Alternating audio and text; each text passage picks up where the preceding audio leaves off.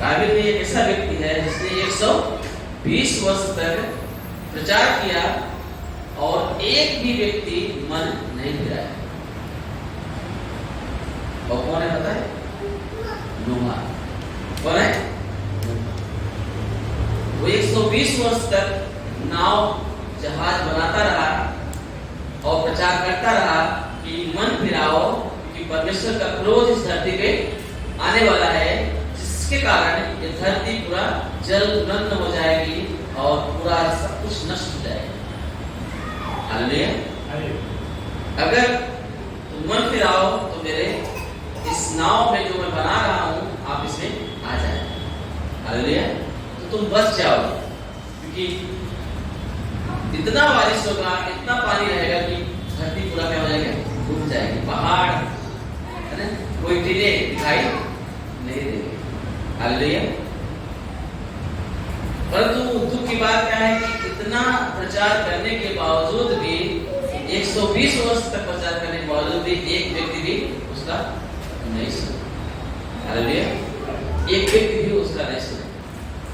तो क्या उसने प्रचार करना बंद कर दिया?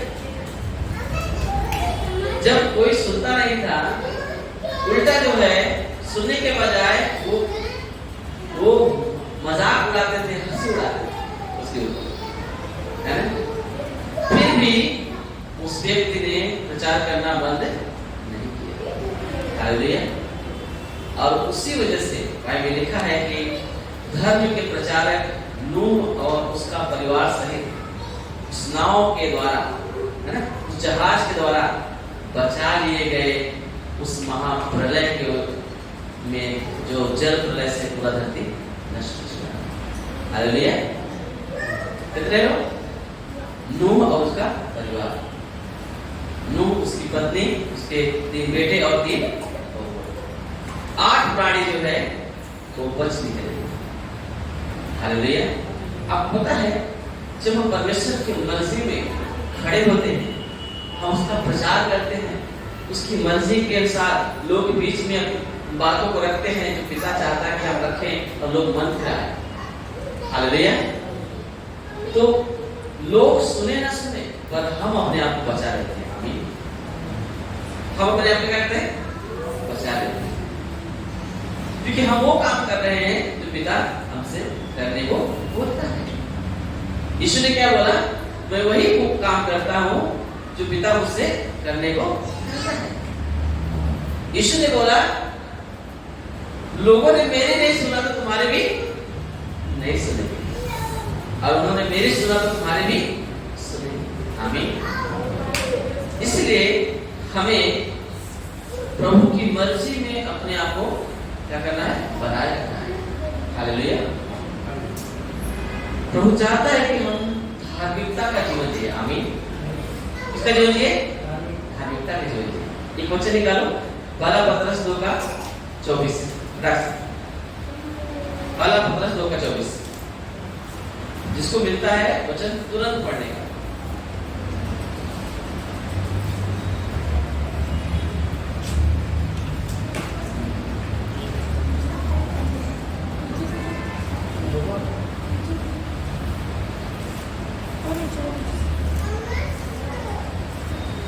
जल्दी करो।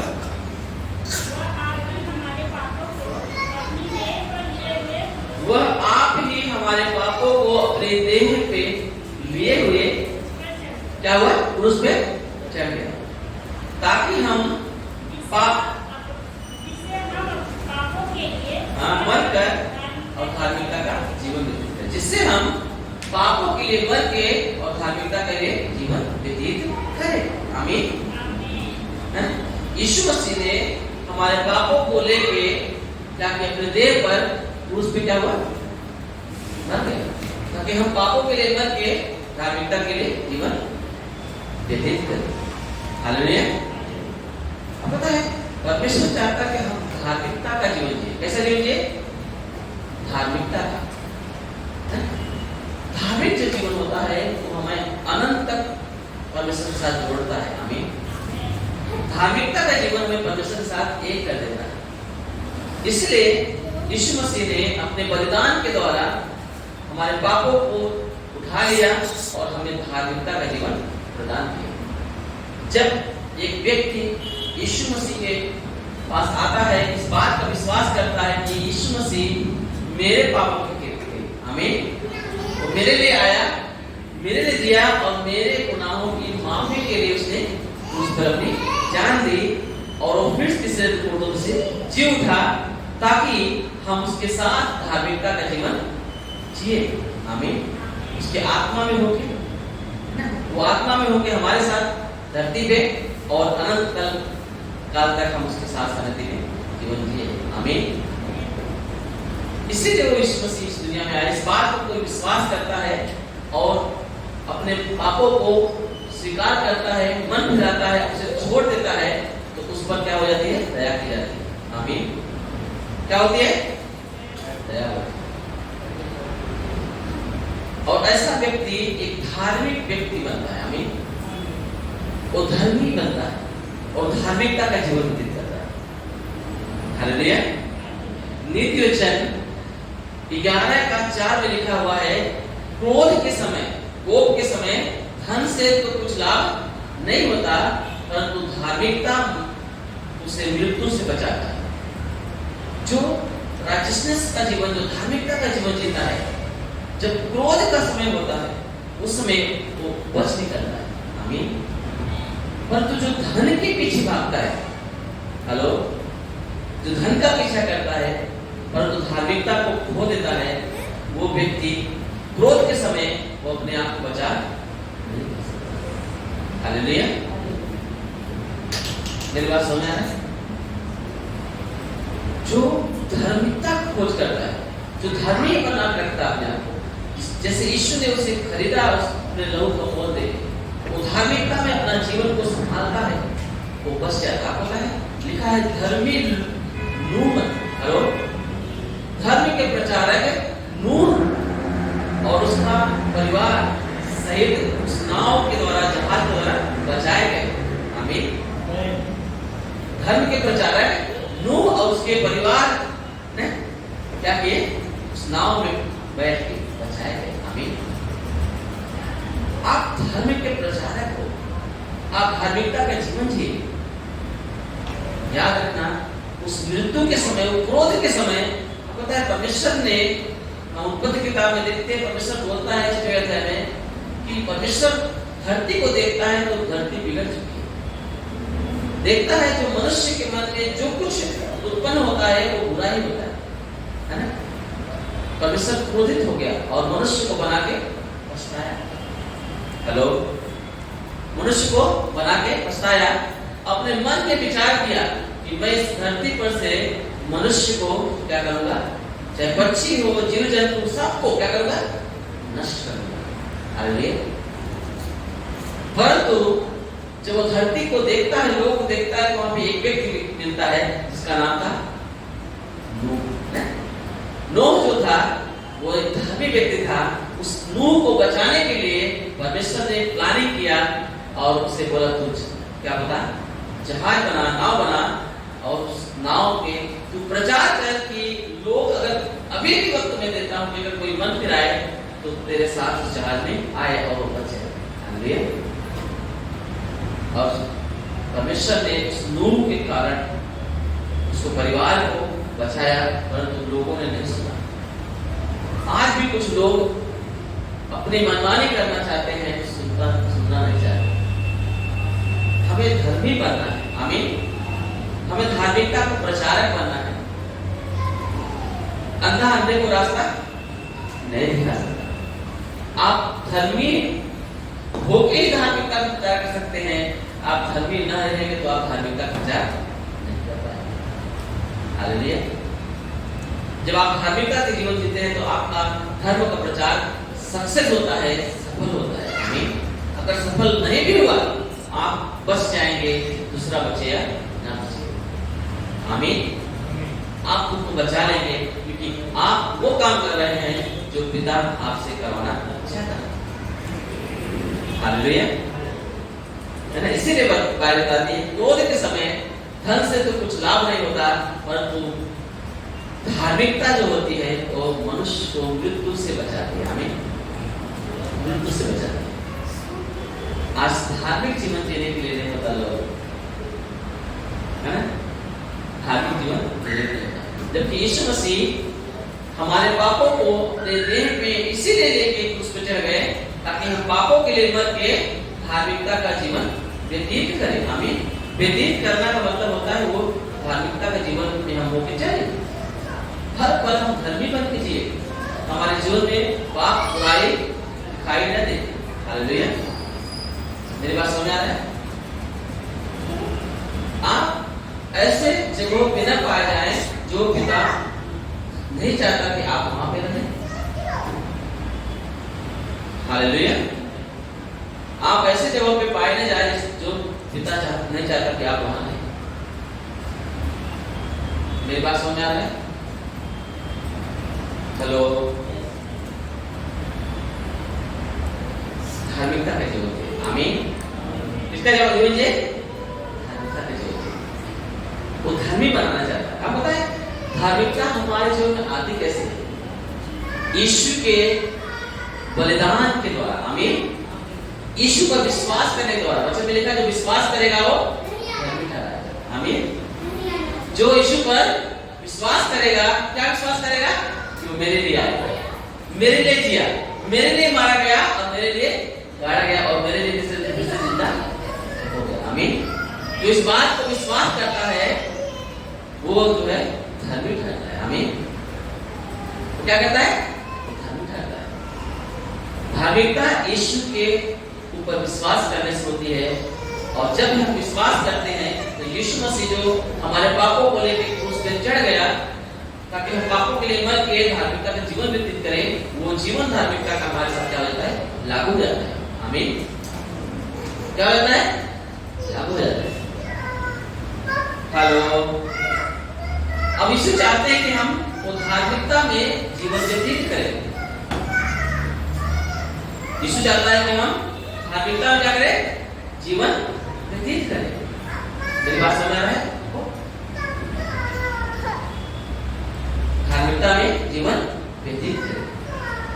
आज इंसान यीशु को विश्वास करने के बावजूद भी धार्मिकता में जीवन व्यतीत करने के बजाय वो क्या करता है? संसार की चीजों की ओर अपने आप को क्या करता है? ढकेलता जाता है, खुश करता जाता है और वो धार्मिकता से अलग होता जाता है। हालेलुया। हमें धार्मिकता का जीवन व्यतीत करना है। कैसा जीवन? धार्मिकता का जीवन। यीशु मसीह हमारे गुनाहों को, पापों को क्रूस पे लेके इसलिए मर गया, क्रूस पे इसलिए चढ़ गया ताकि हम पापों के लिए मर के धार्मिकता के लिए जीवन करें। अगर आप पापों के लिए मर गए हैं तो आप धार्मिकता के लिए जीवन व्यतीत कर पाएंगे। अगर आप पापों के लिए नहीं मरे हैं तो धार्मिकता का जीवन व्यतीत नहीं कर पाएंगे। कुत्ता कब भोगता है? जिंदा रहता था कि मरने के बाद? Hello hello. मर जाता है तो भोगता है क्या? जिंदा रहता तो हाँ करता था। जब आपका जीवन से पाप मर गया है तो आपको क्यों काटने के दौड़ेगा? क्यों भोगेगा? हेलो। इसी को बोलते हैं एक नया जीवन। आमीन। जो मसीह यीशु में है वो नई सृष्टि है। पुरानी बातें बीत गई लेकिन सब कुछ क्या हो गया? नया हो गया। आमीन। क्या हो गया? सब कुछ नया हो गया। आज वो जीवन यीशु मसीह में जाता है। यूहन्ना की किताब 14 अध्याय में 31 वचन में लिखा हुआ है। कोई किसी के पास होकर बाइबल है तो पढ़ सकते हैं। यूहन्ना की किताब 14 अध्याय 21 वचन। हाँ, यूहन्ना 14 अध्याय 21 वर्स 21 21 वचन 21 पढ़ा सकते। क्या लिखा है? जिसके पास मेरी आज्ञाएं हैं, जिसके पास मेरी आज्ञाएं हैं। यीशु क्या बोलता है? जिसके पास मेरी आज्ञाएं हैं और वह उन्हें मानता है, और वह उन्हें मानता है, वही मुझसे प्रेम रखता है, वही मुझसे प्रेम करता है, और जो मुझसे प्रेम करता है, और जो मुझसे प्रेम करता है उससे मेरा पिता प्रेम रखेगा, उससे मेरा पिता भी प्रेम रखेगा। आमीन। जिसके पास यीशु की आज्ञाएं हैं, यीशु के वचन हैं, अगर वो उसके अनुसार चलता है, वही यीशु से प्रेम करता है, और जिससे यीशु प्रेम करता है, पिता भी उसे प्रेम करेगा। आमीन। पिता भी क्या करेगा? उसे प्रेम करेगा। आमीन। तो समझ रहे हैं? यीशु ने बोला, जिसको मैं भेजता हूं, अगर तुम उसको नहीं सुनते हो तो मेरी भी नहीं सुनते हो। अगर मेरी नहीं सुनते हो तो मेरे भेजने वाले की भी नहीं सुनते हो। हालेलुया। जिसको मैंने सेंड किया, मैंने भेजा है, अगर तुम उसकी नहीं सुनते हो तो मेरी भी नहीं सुनते हो। अगर मेरी नहीं सुनते हो तो मेरे भेजने वाले की भी नहीं सुनते हो। हालेलुया। धार्मिकता का जीवन निर्वाह करने का यही तरीका है कि हम मसीह के वचन के अनुसार अपना जीवन व्यतीत करते हैं। आमीन। धार्मिकता का जीवन व्यतीत करने का यही तरीका है कि हम मसीह यीशु के बोले गए, उसके बताए गए वचन के अनुसार से, उसके तौर तरीके के अनुसार से अपने जीवन को व्यतीत करते हैं, तो हम धार्मिकता का जीवन व्यतीत करते हैं। आमीन। अगर उसमें हम अपनी मनमानी करते हैं तो हम धार्मिकता का जीवन व्यतीत नहीं करते। समझ आ रहा है? जब हम अपनी मनमानी करते हैं तो हम उसमें धार्मिकता जीवन व्यतीत करते हैं। हमें यीशु के वचनों के अनुसार से अपने जीवन को व्यतीत करना है। इसी को बोलते हैं कि तुम धार्मिकता का जीवन व्यतीत करो। यीशु मसीह इसीलिए क्रूस पे चढ़ा, है ना, ताकि हम पापों के लिए मर के धार्मिकता के लिए जीवन व्यतीत करें, जिए। आमीन। हेलो। पर आज भी इंसान क्या करता है? उसको लगता है जो मैं करता हूँ अच्छा ही करता हूँ, जो मैं कर रहा हूँ अच्छा। नीति वचन 30:12 में लिखा हुआ है, कुछ मनुष्य ऐसे हैं जो अपने दृष्टि में तो शुद्ध हैं, कुछ मनुष्य ऐसा भी है जो अपनी दृष्टि में शुद्ध है, परंतु अभी तक उनका मैल धोया नहीं गया। वो परमेश्वर की नजरों में अभी तक वो शुद्ध नहीं है, वो केवल अपनी दृष्टि में अच्छे हैं। हेलो। केवल वो अपने ही दृष्टि में वो अच्छे दिखाई देंगे, परंतु परमेश्वर की दृष्टि में अभी तक अच्छे नहीं बने, अभी तक उनका मैल धोया नहीं गया। जब तक हमारा जीवन परमेश्वर की दृष्टि में शुद्ध न दिखाई दे, हेलो, तब तक धार्मिकता का निर्वाह नहीं होता है। आमीन। जब तक परमेश्वर के नजर में हमारा जीवन शुद्ध न दिखाई दे, तब तक धार्मिकता का जीवन व्यतीत नहीं कर सकता है। धार्मिकता का जीवन तभी व्यतीत कर सकता है जब वो यीशु के लहू के द्वारा धुला हुआ, जब वो मसीह में एक नई सृष्टि हो, तभी वो धार्मिकता का जीवन व्यतीत कर सकता है, जो परमेश्वर के नजरों में पवित्र है। आमीन। अपने नजरों में नहीं। आज अपने नजरों में लोग राइट हैं, अच्छे हैं, उनको लगता है कि मैं अच्छा हूं, मैं जो कर रहा हूं अच्छा हूं। चर्चों में भी कुछ लोग ऐसे तौर तरीके अपनाते हैं, उनको लगता है मैं अच्छा ही कर रहा हूं। कुछ लोग ऐसे भी हैं जो दूसरे कलीसिया के लोगों को अपनी कलीसिया में लेके आते हैं, उनको लगता है कि मैं अच्छा काम कर रहा हूं, मैं तो प्रभु का राज बढ़ा रहा हूं। हेलो। परमेश्वर की मर्जी है क्या तुम एक कलीसिया से दूसरे कलीसिया में लोगों को लेके आओ? अब तुम सोचते हो कि मैं अच्छा काम कर रहा हूं, शुद्ध हूं, तुमको लगता है कि तुम शुद्ध हो, परंतु परमेश्वर की नजरों में शुद्ध होना जरूरी है। आमीन। यीशु मसीह बोलता है, मैं इसलिए आया हूं उनको ढूंढने के लिए जो भटके हुए हैं। आमीन। जो भटके हुए हैं उन्हें ढूंढने के लिए आया हूं, जो भटका ही नहीं है उसे क्या ढूंढो? अरे जो यीशु को ग्रहण कर चुके हैं, जो इसको विश्वास करते हैं, एक चर्च में, है ना, वो अपने आप को रखे हैं कि उसके जीवन में जो उनके ऊपर सेवक नियुक्त किए गए हैं, तो उनके उस मार्ग में चलाएं, उस मार्ग की शिक्षा देने के लिए यीशु मसीह आया है। ऐसे व्यक्ति को हम उस कलीसिया से हटा के दूसरे कलीसिया में लेके आएंगे तो हम अच्छा काम कर देंगे। हालेलुया। यही तरीका है। पौलुस बोलते हैं, मैं किसी दूसरे के मृत्यु पर घर बनाना नहीं चाहता। मेरे मन की उमंग ऐसी है कि मैं ऐसे जगहों पे जाऊं जहां यीशु मसीह का प्रचार भी नहीं हुआ है, तो यीशु मसीह को जानते भी नहीं हुए। ऐसे लोगों के बीच में जाऊं जो आज भी पाप और बुराइयों में घिरे हुए हैं, जो आज भी यीशु मसीह को ग्रहण नहीं किए हुए। धार्मिकता का प्रचार ऐसे होता है। नूह जो था वो धार्मिकता का प्रचारक था, है ना? वो धर्म का प्रचारक था। धर्म का प्रचार ऐसे नहीं होता जैसे आज के लोग, आज के विश्वासी लोग तौर तरीकों को अपनाते हैं। वो उनकी दृष्टि में सही है, परंतु परमेश्वर की दृष्टि में सही नहीं। परमेश्वर की दृष्टि में वो तरीका सही है जो प्रभु के ओर से। आमीन, हालेलुया। एक व्यक्ति प्रभु के नजरों में शुद्ध होना चाहिए, एक व्यक्ति प्रभु के नजरों में पवित्र होना चाहिए, एक व्यक्ति प्रभु के तौर तरीकों के अनुसार से प्रभु को खुश कर सकता है और अपने तौर तरीके से। हालेलुया, सबको समझ आ रहा है? तुम बुरे होकर भली बातें नहीं बोल सकते। यीशु ने बोला जो तुम्हारे मन में है वो तुम्हारे मुंह से बाहर आता है। तुम जैसे रहोगे वैसे तुम बाहर आएगा, है ना?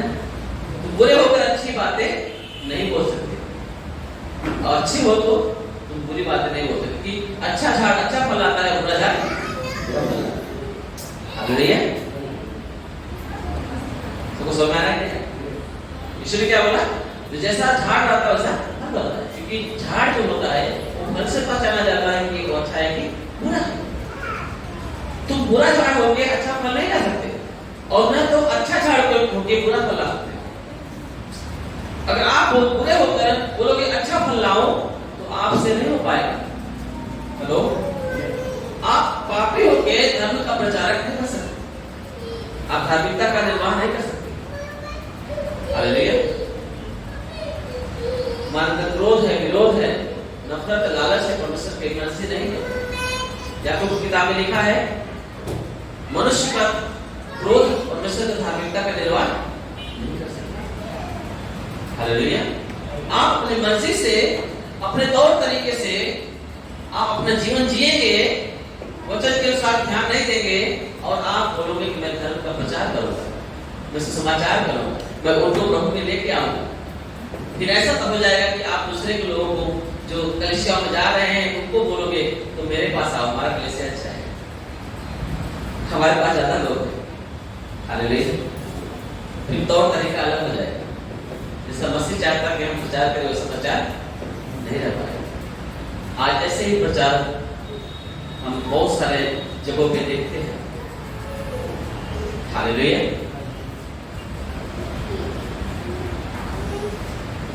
क्रोध के समय धन से तो कुछ लाभ नहीं मिलेगा, परंतु मनुष्य की धार्मिकता उसको मृत्यु से बचाता है। आमीन। आज हर एक मनुष्य क्या कर रहा है? धन के पीछे भाग रहा है। यीशु ने अगर स्वामी की बात करता है तो दो ही स्वामी बताता है, और स्वामी सरकार नहीं बताता। बोलता है दो स्वामी की सेवा नहीं कर सकता, एक पैसा और दूसरा परमेश्वर। आज पैसा जो है मनुष्य के जीवन में एक स्वामी का स्थान पा लिया। हेलो, लोग पैसे के लिए अपने आप को बेच रहे हैं, अपने आप को खो रहे हैं, अपनी धार्मिकता को खो रहे हैं। हालेलुया। ईश्वर ने बोला, अंतिम दिनों का चिन्ह बताया, लूत की पत्नी को स्मरण रखना। क्या करना? किसको स्मरण रखना? लूत की पत्नी को स्मरण रखना। ये अंतिम दिनों की चेतावनी है। बहुत सारे लोग आए, बहुत सारे पापी लोग आए, बहुत तरीके से लोगों को परमेश्वर ने उनको सजा दिया है, परंतु उनका कोई जिक्र नहीं है। पर बोलता है कि अंतिम दिनों का समय रहेगा वो लूत की पत्नी के समान रहेगा, है ना? उसे स्मरण रखना। क्या स्मरण रखना? यीशु मसीह बोलते हैं कोई भी व्यक्ति जो हल पर हाथ करके पीछे मुड़ के देखता है वो मेरे योग्य नहीं। जो धार्मिकता का जीवन लेके संसार के तरफ भागता है, जो परमेश्वर को प्रभु बनाने के बावजूद उस पैसे को अपना प्रभु बनाता है, वो ऐसा लोग मेरे योग्य नहीं है। और आज पूरा संसार धन धन धन धन कर रहा है, पैसा पैसा पैसा, है ना? धड़कन भी जब धड़कते होते हैं धन धन धन। हालेलुया। ये धड़कन एक एक धड़कन का एक जो है स्टेप जो है वो धन ही करता है। कहां से धन आया, कहां से धन आया। हालेलुया। तो स्वामी कौन है? दो ही स्वामी पर कौन बताया है? एक पैसा और एक मनुष्य। हालेलुया। लूत की पत्नी को कैसे स्मरण करोगे? लूत की पत्नी ने किस पर ध्यान दिया था? किसकी ओर मुड़ी थी? जब परमेश्वर ने सदोम और अमोरा को अग्नि से नाश करना चाहता था, क्योंकि उसके पाप जो है, उसकी बुराइयां स्वर्ग तक पहुंच गए थे, वहां के लोग का चिल्लाहट, उनका दर्द स्वर्ग तक पहुंच गया था। परमेश्वर ने निर्णय लिया कि मैं सदोम और अमोरा को अग्नि से नष्ट कर दूंगा। और उसी सदोम और अमोरा में अब्राहम का भतीजा लूत रहता था। हेलो, लूत जो है वही रहता था, उसकी दो बेटी और उसकी बीवी और लूत। अब्राहम बोलता है मेरा भतीजा वहां पे, तो परमेश्वर उससे बोलता है कि मैं सदोम अमोरा को नाश करने जा रहा हूं, तो बोलता है वहां मेरा भतीजा है। क्या वो धर्मी रहेगा तो बचाओगे? उसने कई स्टेप बताया कि कैसे धर्मी रहेंगे तो तुम्हें छोड़ देगा, नाश नहीं करेगा। कई बार रिक्वेस्ट किया, 10 तक आ गए, तभी परमेश्वर बोलता है अगर 10 भी रहेगा तो मैं छोड़ देगा। हालेलुया। मेरी बात समझ आ रहा है? पर नहीं थे वहां, परंतु लूत जो था वो धर्मी व्यक्ति था। क्या था? परमेश्वर ने लूत को बचाने के लिए अपने दूतों को भेजा था और उन्होंने जल्दी से वहां से बाहर निकाला, क्योंकि मैं अग्नि से नष्ट करने वाला हूं। और स्वर्गदूतों ने, जो दूत थे वहां पे, उन्होंने क्या किया? उनको जबरन निकाला, क्योंकि वो लेट कर रहे थे। और निकालते समय बोला तुम पीछे मुड़ के मत देखना। हेलो, पीछे मुड़ के मत देखना। क्यों पीछे मुड़ के मत देखना पता है? क्योंकि उनकी धन संपत्तियां वहां पे थी। इतने सालों से, कई वर्षों से लूत जो है उस जगह पर रहता था, उसने घर बनाया था, उसकी पत्नी और वो दोनों मिला के कितना अच्छा से घर को सजाया होगा, संवारा होगा, उनकी यादें थी वहां पे, है ना? और उस जगह को परमेश्वर अग्नि से नाश करने वाला बोलता है तुम जाओ और पीछे मुड़ के मत देखना, क्योंकि जिस समय तुम पीछे मुड़ के देखोगे तो नमक का खंभा बन जाओगे। हालेलुया। समझ रहे हैं? उसने क्या किया? जब अग्नि जो है, जब स्वर्गदूत ने उस नगर से बाहर किया और बोला कि पीछे मुड़ के मत देखना, और वो चले गए, और अग्नि जो स्वर्ग से बोले गिरने लगे और पूरा शहर जलना शुरू कर दिया। तब लूत की पत्नी को स्मरण आया कि जहां पे अग्नि गिर रही है वहां पे मेरा घर भी है। हेलो, मेरी चीजें, क्योंकि स्वर्गदूत किसी चीज को लेने के लिए अवसर नहीं मिला, नहीं लेने दिया, क्योंकि समय नहीं था कि उन चीजों को कलेक्ट करते। ऐसे तिमोथी की किताब तिमोथी में लिखा हुआ है 6वें चैप्टर में कि जो तुम्हारे पास है उसी पर संतुष्ट रहो, न तो कोई धरती पे कोई लेके आया है, न तो कोई लेके जाएगा। हेलो, क्या बोलता है वचन में? न तो तुम कुछ धरती पे लेके आए हो, न तो कुछ तुम लेके जाओगे। ये वचन बताता है। हालेलुया। उस समय उसे कुछ भी लेने का अवसर नहीं मिला। उसका ध्यान वही था, मेरा बर्तन वहां पर रखा हुआ है, मेरे पलंग होगा, मेरा कपाट होगा, अलमारी। हालेलुया। मेरी चीजें हैं, मेरे कपड़े हैं, शायद मेरा पूंजी है कमाई की। और उसने क्या किया? पीछे मुड़ के देख लिया। जैसे पीछे मुड़ के देखी हो, क्या हो गई? नमक का खंभा बन गया। आज यीशु मसीह भी यही बोलता है, संसार को अग्नि से नष्ट करने वाला। हेलो,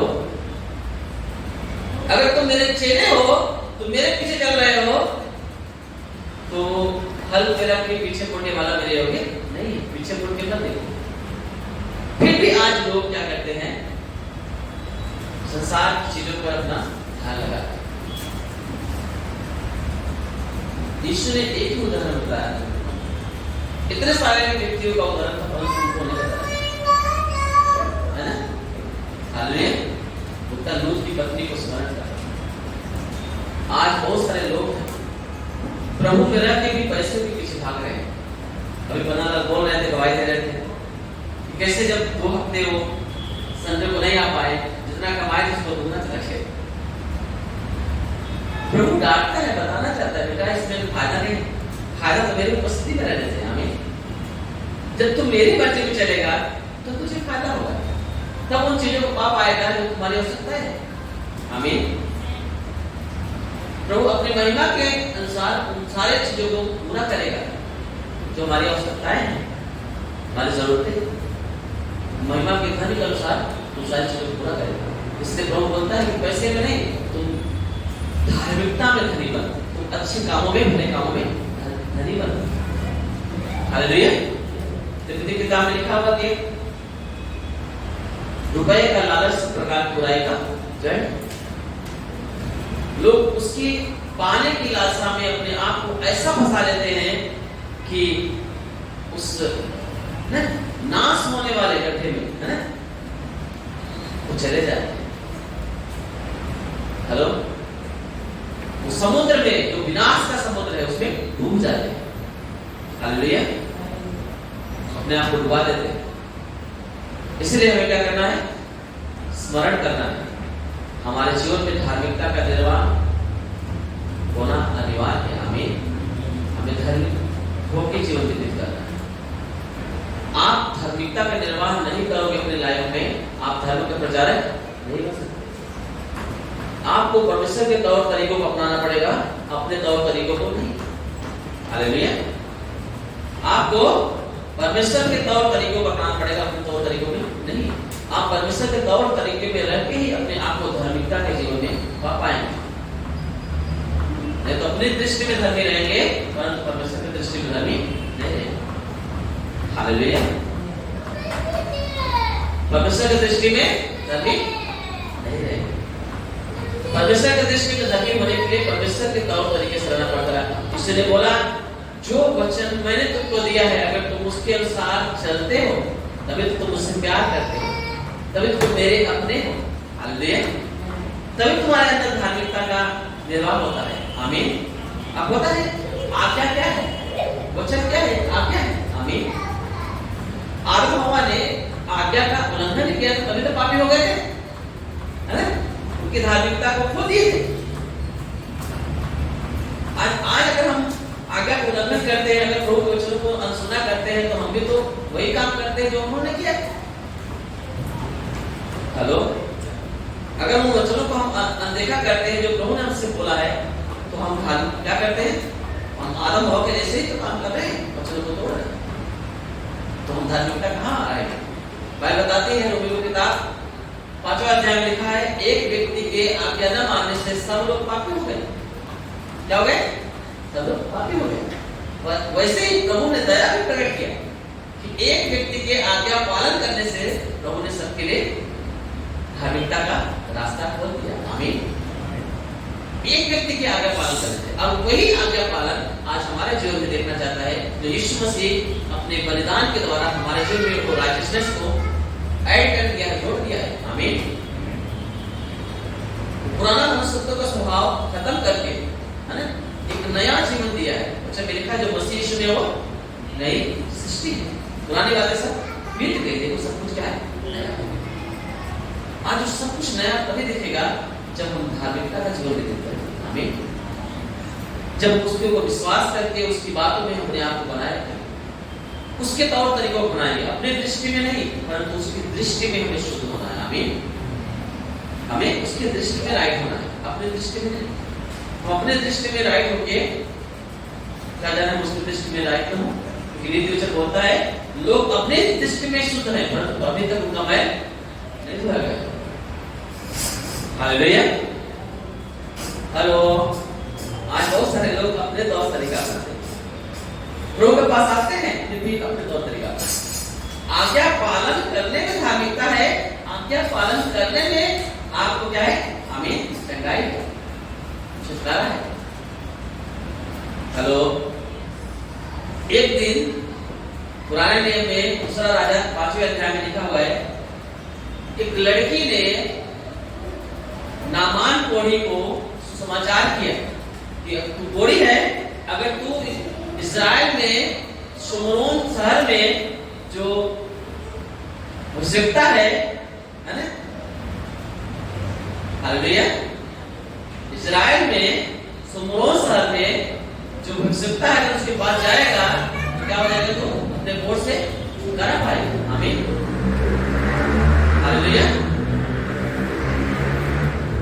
तो अगर एलीशा के पास जाएगा जो आवश्यकता है वो तुझे क्या करेगा, तेरे वोट से छुटकारा देगा। जैसे उसने सुना, क्योंकि उस समय कोढ़ का इलाज नहीं था, अगर कोढ़ी कोई हो गया, किसी कोढ़ पकड़ा तो समझो कि वो मृत्यु तक वो रहेगा और वो धीरे धीरे उसके शरीर को नष्ट कर देगा, गला देगा।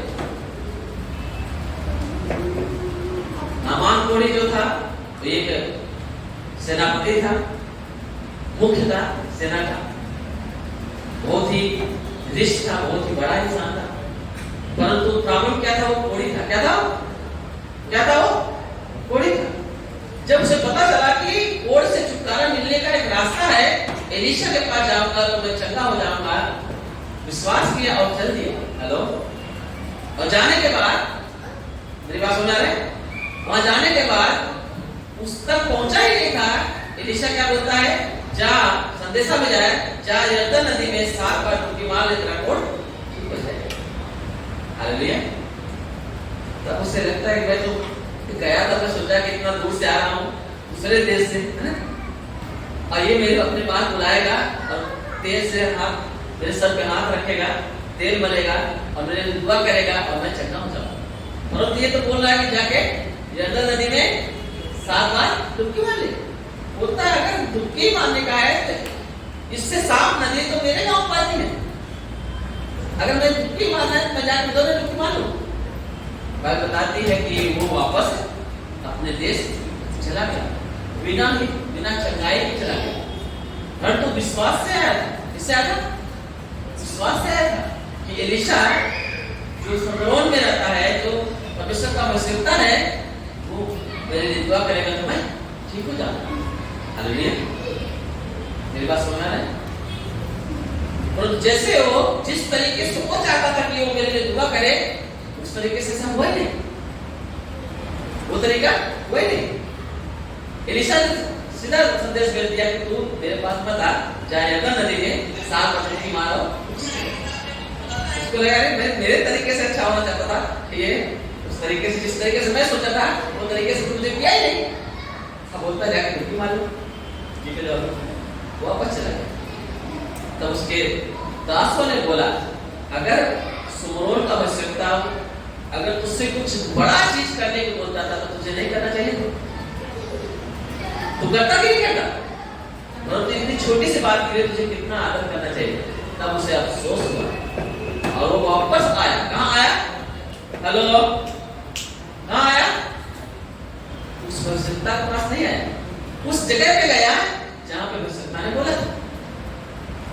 अब वो शोमरोन में नहीं आया, अब वो कहाँ गया? यरदन नदी में गया डुबकी मारने के लिए। और जैसे वो पानी के अंदर गया और 6 बार डुबकी मारा, कुछ नहीं हुआ, और 7वीं जब डुबकी मारा, उसका जो कोढ़ था पूरा खत्म हो गया। उसका शरीर एक कोमल बच्चे के समान, इसका मतलब उसका उम्र भी कम हो गया। उम्र के साथ शरीर में क्या बिगाड़ होता है, उसका उम्र भी बढ़ गया, वो अच्छा हो गया। आज हम अपने तरीके से अपने आप को पवित्र बनाना चाहते हैं और अपने तरीके से अपने आप को चंगा करना चाहते हैं, परंतु याद रखना प्रियो, हम अपने तरीके से चंगाई नहीं पाते, हमें प्रभु के तरीके का अपनाना है। आमीन, हमें उसके तरीके को अपनाना है। एक दिन लूका की किताब 17 अध्याय में लिखा हुआ है, एक दिन यीशु मसीह यरूशलेम के गलियों में जा रहे थे, एक गांव के पास पहुंचे, उसको रास्ते में 10 कोढ़ी मिले। कितने कोढ़ी मिले? 10 कोढ़ी मिले। और वो कोढ़ी दूर से ही विनती करने लगे, प्रभु यीशु मसीह हमें चंगा कर। यीशु ने बोला, जाओ अपने आप को याजकों को दिखाओ। हेलो, लिखा है जैसे यीशु ने बोला वो तुरंत वो याजकों को दिखाने के लिए चल दिए। और जैसे वो जा रहे थे रास्ते में 10 के 10 चंगे हो गए। अब पता है याजक लोग उस समय किसी कोढ़ी को ठीक नहीं कर पाते। अगर किसी को कोढ़ होता था तो कोढ़ का कोई इलाज नहीं था, ऐसे कोढ़ी व्यक्ति को गांव से बाहर एक अलग बस्ती बनाया जाता था, उस बस्ती में छोड़ दिया जाता था। हेलो, जहां से कोढ़ी रहते थे, मेरी बात समझ आ रहा है? उन अच्छे लोगों के साथ नहीं रहते थे। अब बताओ, अगर वही चंगा होना था तो वो क्यों निकाले थे? अगर वो जो थे याजक लोग जो थे, अगर वही उन कोढ़ों को ठीक करते थे, वही लोगों तो उनको गांव से बाहर निकालते। हेलो, वही समाज के लोगों ने तो उनको गांव से बाहर निकाला। अब यीशु क्या बोलता है? तुम जाओ, उनको दिखाओ। हेलो, और वो लोगों ने प्रश्न भी नहीं किया, प्रभु वही तो निकाले हमको, और तुम बोलते हो वहां जाओ। हमने कभी नहीं सुना कि वो लोगों ने कभी किसी कोढ़ को ठीक किया हो। मुझे क्या ठीक करेंगे? वो लोगों ने कुछ ही प्रश्न नहीं किया, कुछ भी अपना तरीका नहीं अपनाया। यीशु ने जैसा बोला वो चल दी। क्या हो गए? चल दी। बाइबल बताती है कि वो जा रहे थे, जाते जाते वो पहुंचे भी नहीं थे, रास्ते में थे, तभी वो 10 का 10 कोढ़ी क्या हो गए? ठीक हो गए। आमीन। वो ठीक हो गए। आज कुछ लोग कलीसियाओं में आते हैं और अपने तरीके से चंगाई जाते हैं। हेलो, विश्वास तो करते, बोलता मैं विश्वास करता पर मैं ठीक नहीं हो रहा। हेलो, मैं विश्वास तो करता पर मेरा समस्या जा नहीं रहा है। अपने तरीके से अपने समस्या को सॉल्व करना। प्रभु के तरीके से जिसने अपनाओगे, समस्याएं दिखाई नहीं देगी। आपके प्रॉब्लम से गायब हो जाएंगे।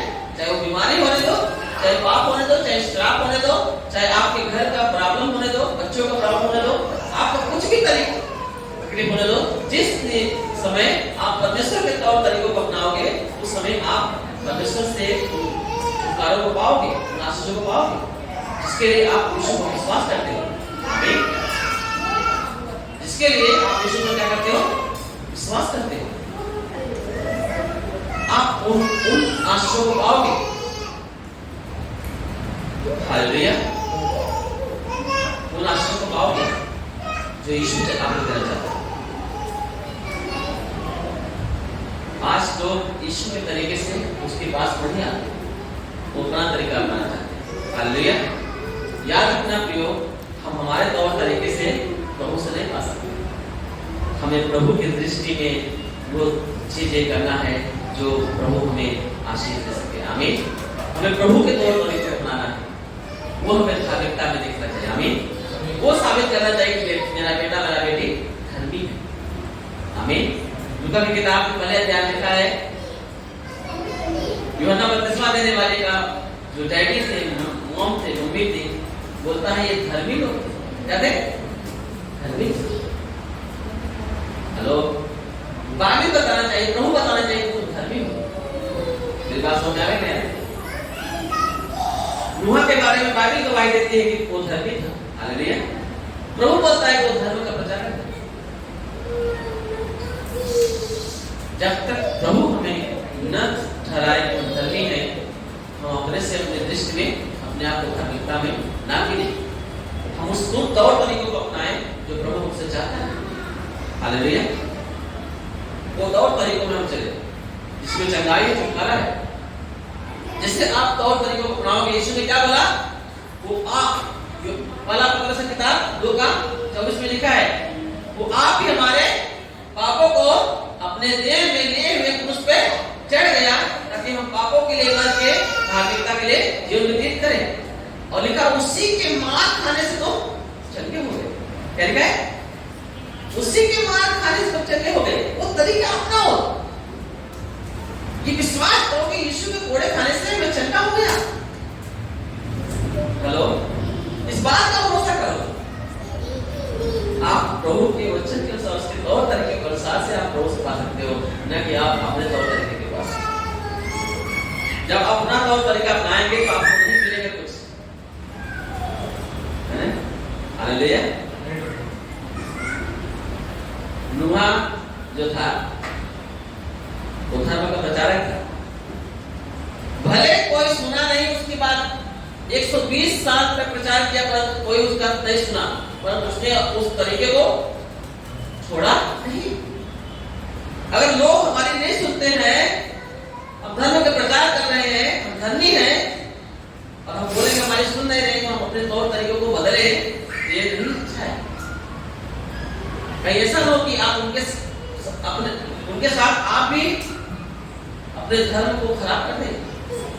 हेलो, बाइबल बताती है जब तुम ऐसे व्यक्तियों को संभाले जाते हो जो अधर्मी हैं, जो पापी हैं, तो सावधान रहना, कहीं ऐसा हो कि तुम भी उनके पापों में भागी ना हो लेना। हेलो, मेरी बात सुन रहा है? हमें उस तरीके से अपनाना है जिस तरीके से हो जाना है, आप चंगाई पाओगे। मुर्दे जिंदा होते हैं, अंधे देखते हैं, लंगड़े चलते हैं, बड़े बड़े कार्य होते हैं, कोड़ी शुद्ध किए जाते हैं, लंगड़े है ना, आश्चर्य कर्म को परमेश्वर लोगों के बीच में प्रकट करता है, अद्भुत तरीके से लोग को बचा रहा है, सड़े सड़े लोग को प्रभु चंगा कर रहा है।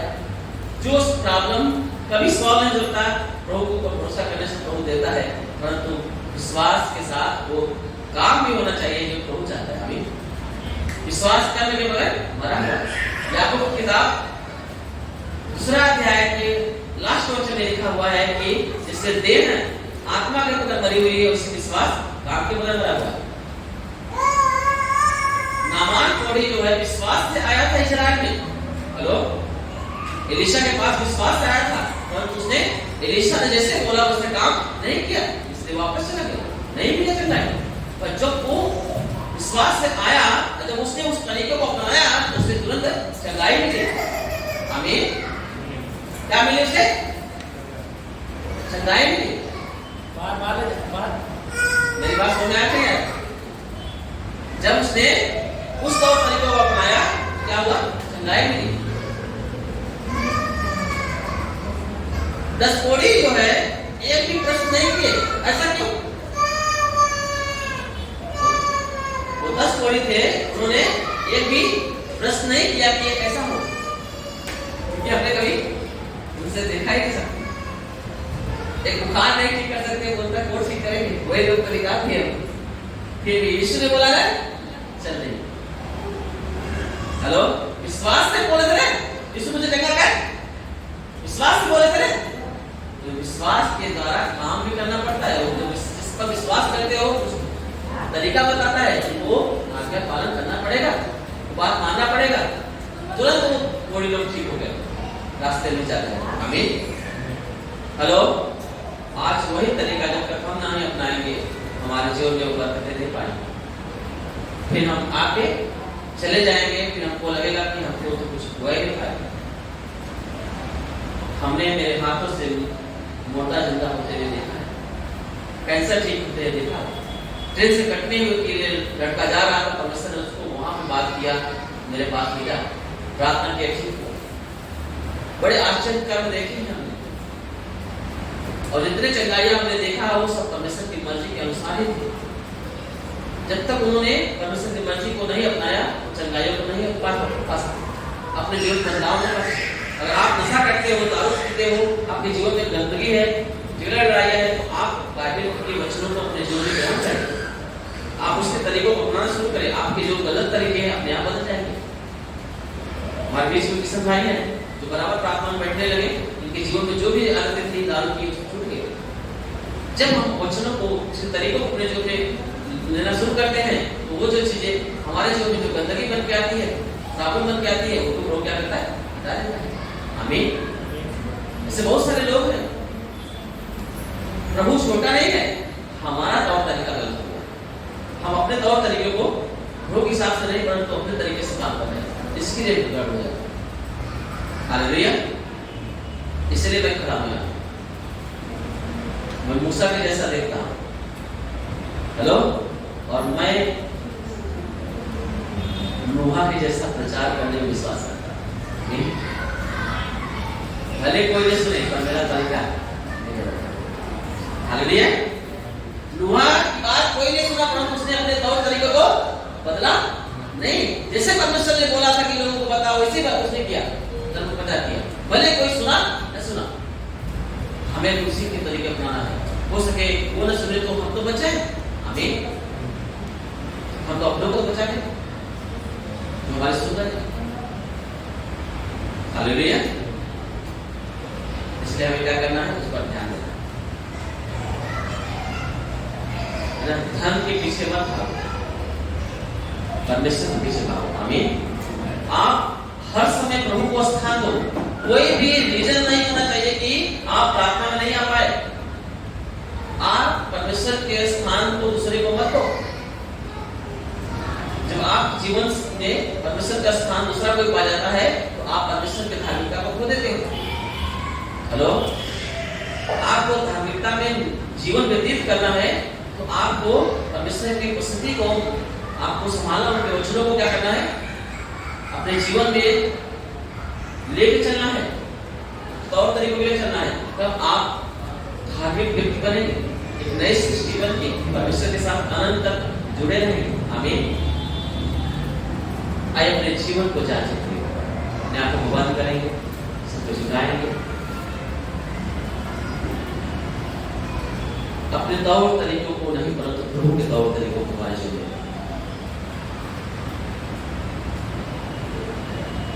आइए अपने जीवन को जांचें, तो हमारे बीच में बाइबल बताती है जहाँ पे 2 या 3 व्यक्ति नाम से इकट्ठा होते हैं वो वहां पे निवास करता है। हम तो यहाँ पे बहुत हैं, हमारे बीच में वो है, वो हमसे बातें कर रहा है। बेटा बेटी मेरे बच्चों, तुम अपने दृष्टि में धर्मी मत रहो, तुम मेरे दृष्टि में धर्मी हो।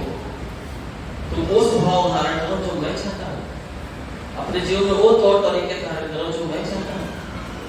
मैं चाहता हूँ कि तुम पापों से बच के धार्मिकता का जीवन व्यतीत करो, तुम पापों से मर जाओ, तुम्हारे अंदर पाप जितना न रहे परंतु धार्मिकता जीवन जीवित रहे, धार्मिकता का जीवन दिखाई दे। अगर हमारे और आपके जीवन में कुछ भी चीजें ऐसी हैं तो हमें जांचने की जरूरत है, अभी ढूंढने की जरूरत है। हमें अपने आप को धर्मी होके धर्म के प्रचार में बने रहना है, चाहे परिस्थितियां कोई भी हो। नूह के जीवन में बहुत सी परिस्थितियां हैं परंतु अपने प्रचार में बदलाव नहीं किया। वो धार्मिकता का परमेश्वर के बताए हुए तौर तरीकों को अपने जीवन में बनाए रखा और वो बच गया उसका परिवार से। आज हमें भी वो तरीकों को अपनाना है, वही तौर तरीका जो प्रभु से चाहता है, उस तरीके से हमें प्रभु के पास जाना है, वो जीवन जीना है जो प्रभु से चाहता है। बोले लॉर्ड, सभी पिता यीशु के नाम में इन बच्चों को तेरे हाथों में देता हूं। बहुत से डिस्टर्बेंस है परंतु तू हमारे बीच में तुमसे प्यार करता है और चाहता है कि हम हमारे जीवन में वो तौर तरीका देखें जो प्रभु तू चाहता है। आज बच्चों के जीवन में तू अपना तरीका डाल देता, तभी सफलता प्राप्त करने के बाद अपने तरीके से नहीं। अगर तुझ पर विश्वास करते तो तेरा तरीका अपनाना पड़ेगा। नामान कोई विश्वास किया परंतु वो अपने तरीके से चंगा होना चाहता था और वो वापस चला गया, चंगा ही पाया। जब उसने अफसोस किया और तरीकों को अपनाया जो एलीशा ने बताया उसे, वो चंगाई को पाया। 10 कोढ़ी उसके यीशु के पास आए, उन्होंने यीशु से बोला चंगा कर। यीशु ने उनको आज्ञा दी, चले गए। उन लोगों ने बोला, ये भी नहीं बोला कि मैं चंगा होने के आया, तो मुझे चंगा कर, मैं क्यों जाऊँ वहाँ। उन्होंने स्वीकार किया तो उसके तरीके को। जब हम और आप विश्वास करते हैं तो उसके तरीके को अपनाना। विश्वास करने के बगैर मरा हुआ है।